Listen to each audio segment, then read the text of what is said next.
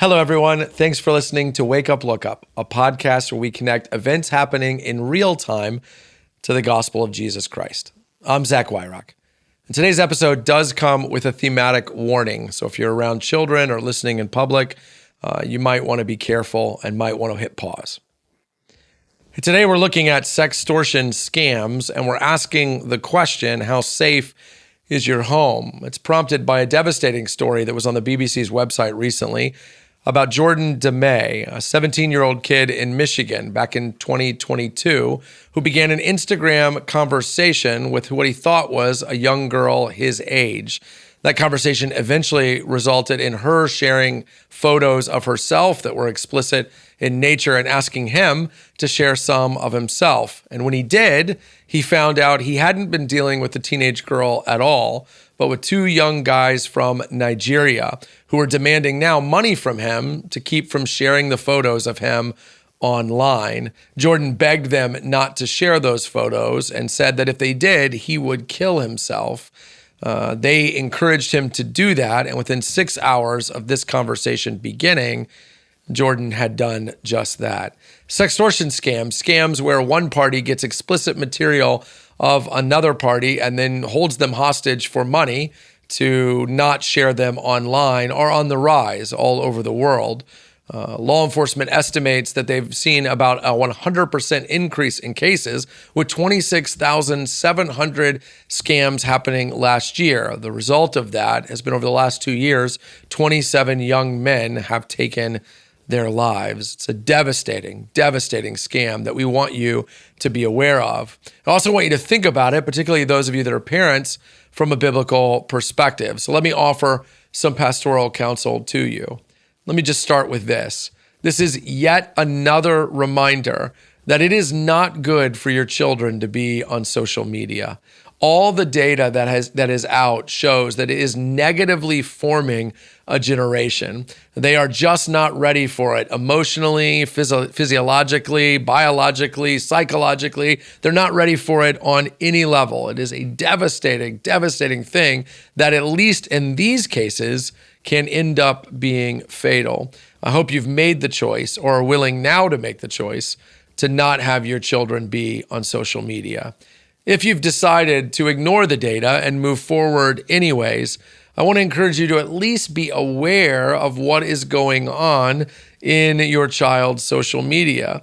Privacy is a privilege for children, including teenagers, not a right. And you have every right to grab the phone that you are providing and check it anytime. If you want to raise independent children that value privacy, then ask permission. It should be that a child with nothing to hide is okay with mom or dad looking through their phone. And a child who gets extra worked up about that may very well be the child you need to check in on.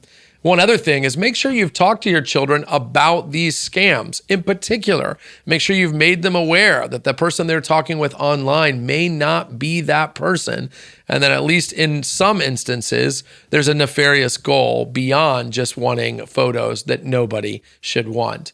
But I also want to remind you that this is why it's so important that the gospel form the DNA of your parenting. Because what's happening is young men in particular are finding themselves in a place of shame and guilt that goes so deep, they're not sure that love goes deep enough.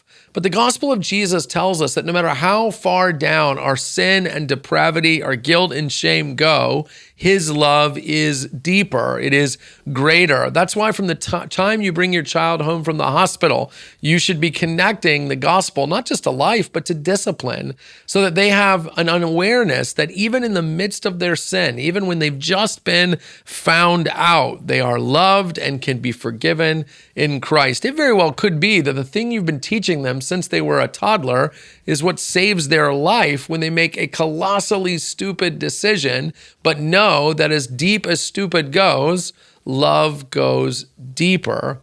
The other thing is, make sure your children know that there is no dark hole that they can climb into deep enough that will ever mean you don't love them. Make sure that they know that your love will meet them in their guilt and shame. The time to have that conversation is before the photos are shared, because after, you might not get the chance. Listen, sharing the gospel with our children, teaching them that love can conquer shame, that forgiveness can do away with guilt, is not just a message that can save their souls, it's a message that can potentially save their lives. Make sure it's a message that they've heard not once, not 10 times, but over and over again. Hey, thanks for watching this episode of Wake Up, Look Up. While you're here, make sure you click like and subscribe so you get future content from Wake Up, Look Up. And hey, leave a comment below letting us know what you thought or interacting in some way with what you just watched. I'd love a chance to talk with you more in the comment section. And also, while you're here, check out all the other content CCC puts out, including the videos that are around me right now.